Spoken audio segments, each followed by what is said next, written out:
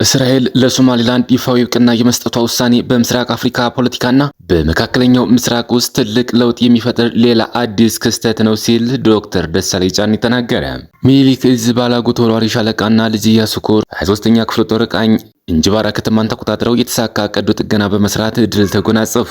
ልጅ ኢያሱ ኮር 24ኛ ክፍለ ጦር የፋሽስቱ ብልጽግና ግዛት ዙፋን ጠባቂ ሰራዊት መድፍና 4 ተኳሾችን ጨምሮ በሞርተር በመውደም ታላቅ ድል ተጎናጸፈ። ከአርበኛ ዘመነ ካሴ የተላለፈ ወቅታዊ መልእክት አለ።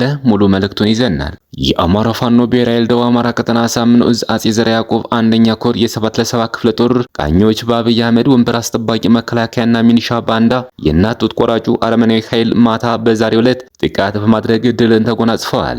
ኢህአፓ የአማራ የህሊና እስረኞች እንዲፈቱ ጠየቀ። በማንነታቸው ብቻ በግፍ እስር ላይ የሚገኙ የአማራ ተወላጆች በአስቸኳይ እንዲፈቱ ኢህአፓ ጠይቋል። እስከ መጨረሻው ድረስ አብራችሁ ትቆዩ። እነዚህና ሌሎች ያልተሰሙ መረጃዎችን በዝርዝር እናስደምጣችኋለን። ይህ ሚዲያችን ተደራሽነት እንዲበዛ ቪዲዮ ላይክ፣ ቻናሉ ሰብስክራይብ እና ሼር እንዲሁም ላይክ በማድረግ ቤተሰብ ሆኑ። እነሆ ወደ መረጃችን ገባን።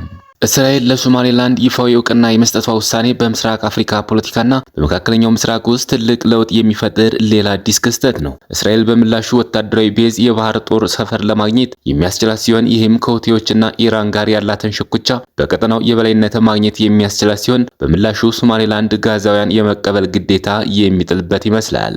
ውሳኔው ሶማሊያን፣ ግብፅን፣ ተርኪንና አብዛኛው የአረብ ሊግ ሀገራትን የሚያስከፋ ሲሆን ለሶማሊላንድ ምናልባት ደግሞ ለኢትዮጵያና አረብ ኤሚሬት የሚያስደስት ይመስላል። ኢትዮጵያ ከሶማሊላንድ ጋር የተፈራረመችው የመግባቢያ ስምምነት ዓለም አቀፍ ድጋፍ እንዲያገኝም በር ሊከፍት ይችላል። ይህም ለኢትዮጵያ የባህር በር ፍላጎት እንደ መልካም አጋጣሚ ቢታይም አካባቢው ግን የትላላቅና የመካከለኛ ኃይሎች መራኮቻና የጦር ቀጠና ሊያደርገው የሚችልበት ከፍተኛ ስጋት አለ። በሌላ በኩል ይህ ውሳኔ በግብፅና በሶማሊያ መካከል ያለውን ጥምረት የበለጠ ያጠናክረዋል። ኢትዮጵያ በዚህ ውጥረት ውስጥ የጂኦፖለቲካዊ ፍጥጫ ማዕከል እየሆነች መምጣቱ አይቀርም። ኢትዮጵያ ከጎረቤት ሀገራት ጋር ያላትን ግንኙነት በጥንቃቄና በብልሃት መምራት ካልጀመረች ሀገሪቱ በጠላቶች የመከበቧ አደጋ ስጋት ሊሆንባት ይችላል። ሶማሊያ ለእስራኤል ውሳኔ በኢትዮጵያ ሶማሊላንድ መካከል ተፈርሞ የነበረው የመግባቢያ ስምምነት የፈጠረው ዲፕሎማሲያዊ ውዝግብ ተቀጽላ ነው ብላ ቂም መያዟና ከግብጽ ጋር ያላትን ግንኙነት በመጠቀም ኢትዮጵያን ለመበቀል ፍላጎት ማሳደሩ የሚጠበቅ ይሆናል። በኢትዮጵያ ውስጥ ያለው እርስ በርስ ጦርነት ለውጭ ኃይሎች መጠቀሚያ በር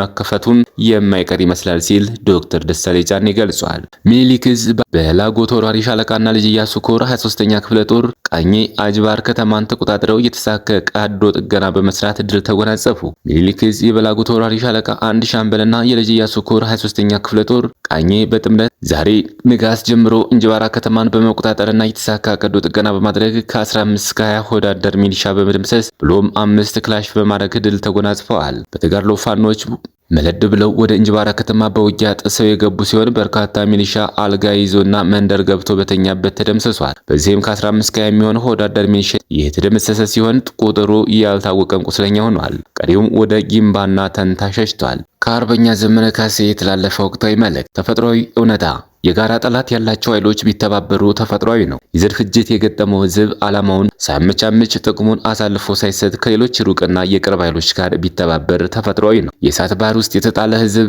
ነዶ ከማለቅ እስካዳነው ድረስ የትኛውንም አይነት እርምጃ ቢወስድም ሁሌም ልክ ነው። ዘራችን ከስብና ካርታ ላይ ሊሰርዝ በምድርና በሰማይ የዘመተ ጠላታችን ከማን መቆም እንዳለብንና እንደሌለብን ወዳጅና ጠላት ሊመርጥልን አይችልም። መብት እንደ ህዝብ ከማን ጋር መስራት እንዳለብን በጥንቃቄ አስልቶ የመወሰን አቅሙ መብቱም አለን። ማንም ርዕዮተ ዓለም ጽፎ ሰጥቶን የፖለቲካ ፕሮግራም አስጠንቶን ወደ ትግል አልገባንም። ዘመኑን ዋጅተን ያነቃንን የተደራጀንም ያደራጀንም የታጠቅንም ያስታጠቅንም እኛው ራሳችን ነን። የጠላትን አከርካሪ የሰበርነው አንድ ዲሽቃ 5 ሚሊዮን፣ አንድ የዲሽቃ ጥይት 500 ብር ገዝተን ነው። ያሙኖ ወደ ዋናው ጠላታችን ጠጠር ከሚወረውር ጋር ሁሉ ተባብሮና አስተባብሮ የማዝመትና የመዝመት ግብን የመምታት ታሪካዊ ኃላፊነትና ግዴታም አለ። በጠላቶቻቸው እጅ ወድቀው ወደ ኦሽዊትዝ የመታረጃ ጉሮኖ የሚነዱ አይሁዳውያን ድንገት ቅጽበት እድል አግኝተው መሳሪያ አንስተው ቢፋለሙ ነውር ነበርን አይደለም። ከኦሽዊትዝ በታምር የተረፉ ይሁዲ ጠበንጃ አንስቶ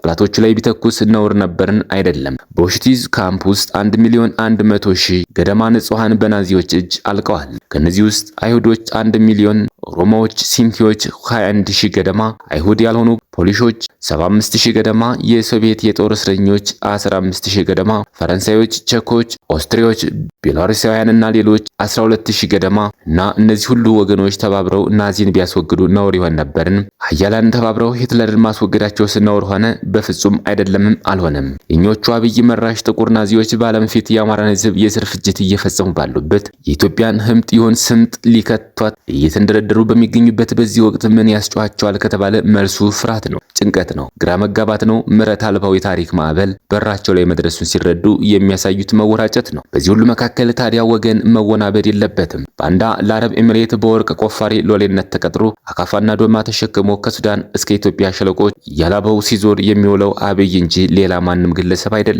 ባዳ የራሱን ህዝብ በጅምላ የሚፈጀው የራሱ ክልል ላይ የእጅ አዙር ጦርነት የከፈተው አብይ አህመድ እንጂ ሌላ አካል አይደለም። ባዳ እንጀራውም የእንጀራ እናቱም ከዱባይ ያገኘው ኮሎኔል አብይ አህመድ እንጂ ከቶ ሌላ ሰው አይደለም። ባንዳና ባዳ ሀገሩን ምርት ገበያ ድርጅት አውጥቶ በጥቂት ፈረሱላ ቡና ዋጋ የሸጠው አብይ አህመድ ነው። ባንዳና ባዳ የበቀለበት አፈር ያደገበት መንደር ያሳደገው ህዝብ ላይ በአንዳች የአስተዳደግ ስብራት ምክንያት አንዳች አይነት ጥላቻ ያዳብርና የበቀል እብደት ውስጥ ያለው የራሱን ስጋ ቀቅሎ የሚበላው አብይ አህመድ ነው። እንኳን የዳንኤል ክብረት የቃል መቁንን የቱርክ ድሮን ከውድቀት ማያድንን ሂትለር በጆሴ ጎብለስ ፕሮፓጋንዳ እንዳላዳነው ሁሉ አብይም በዳንኤል ክብረት ቅጥፈት አይድንም። በመጨረሻ ማዕበሉ ወደ ጓዳ ሲገባ የናዚ ፓርቲ መሪ ሂትለር ራሱን ገደለ። የናዚው የፕሮፓጋንዳ አለቃ ፓውል ጆሴፍ ጎብልስ 6 ልጆቹን ገድሎ ሲያበቃ ከነሚስቱና ቅጥፈቱ ራሱን አጠፋ።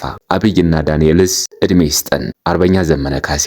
የአማራ ፋኖ ብሔራዊ ኃይል ደቡብ አማራ ቀጠና ሳምነው አጼ ዘርዓ ያዕቆብ አንደኛ ኮር የ7 ክፍለ ጦር ቃኞች በአብይ አህመድ ወንበር አስጠባቂ መከላከያና ሚሊሻ ባንዳ የእናት ጡት ቆራጭ አረመኔ ኃይል ማታ በዛሬው ዕለት ጥቃት በማድረግ ድልን ተጎናጽፈዋል። ይህ በእንዲህ እንዳለ ሌት ተቀን እየሰራ ያለው የብልጽግና አሽከር የመደመር ፍልስፍና ባለቤት ተብዬው አብይ አህመድ አሊ አማራን ከምድረ ገጽ ለማጥፋት ባደራጀው ኃይል ዛሬ ማታ 4 ሰዓት ላይ የአጼ ዘርዓ ያዕቆብ አንደኛ ኮር የ7 ክፍለ ጦር ቃኞች በኤፍራታ ግድም ወረዳ ፈርዶ ቀበሌ መሽጎ የነበረውን ባንዳ ሚሊሻና የአብይ አህመድ ጡት ቆራጭ መከላከያ ላይ መብረቃዊ ጥቃት በመፈጸም ከከባድ እስከ ቀላል ቁስለኛ በማድረግ የአማራን የምሮን ነጻነት በለመልባል ክንዳቸው ባለቤትነታቸውን አረጋግጠዋል። በዚያው ውጊያ መሰረት ያሳምነው አናብስቶች በወሰዱት እርምጃ መስፍን እሸቱ ሌመን ቀበሌ፣ ተረፈ ገብሬ ፈርዶሃ ቀበሌ፣ ቻለው ዘነበ ፈርዶሃ ቀበሌ፣ አጥለው እሸቴ አላላ ቀበሌ፣ በድሉ አላላ ቀበሌ ከባድ ቁስለኛ በማድረግ አማራን እንደሚታወቀው አብይ አህመድና የስርዓቱ አስፈጻሚ ባዲን የአማራ ፋኖ ብሔራዊ ኃይል ያሳምነው አናብስቶች አይተኬ ክንዳቸውን መቋቋም ሲያቅተው ንጹሃንን በማፈን